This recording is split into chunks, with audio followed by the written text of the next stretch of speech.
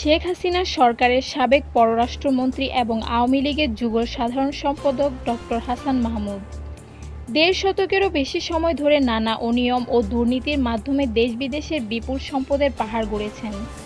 এর মধ্যে রয়েছে বন বিভাগের প্রায় ২১২ একর জমি এবং চট্টগ্রামের অন্যান্য আবাসিক এলাকায় কোটি কোটি টাকার অবৈধ প্লট, ফ্ল্যাট ও বাড়ি।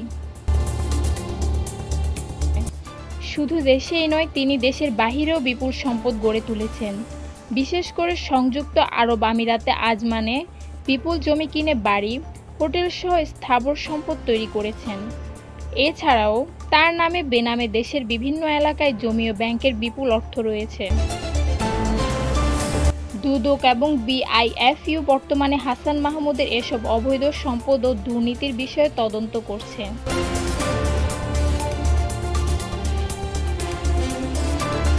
২০০৮ সালের নির্বাচনে আওয়ামী লীগের মনোনয়নে চট্টগ্রামের রাঙ্গুনিয়া থেকে প্রথমবার সংসদ সদস্য হন তিনি।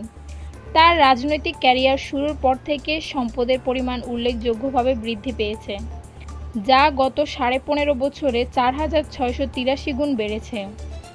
তার দখলকৃত সম্পত্তির মধ্যে রয়েছে ২১২ একর বনভূমি, যা তার ছোট ভাই এরশাদ মাহমুদ ২০০৯ সাল থেকে দখল করে ব্যবহার করছেন। তবে সম্প্রতি সরকার পতনের পর বন বিভাগ থেকে ২০০ একর জমি উদ্ধার করা হয়েছে। এছাড়াও তার বিরুদ্ধে রয়েছে শিপ হ্যান্ডেলিং লাইসেন্স গ্রহণ ও ফিশিং ট্রলারের মালিকানা অর্জনের অভিযোগ।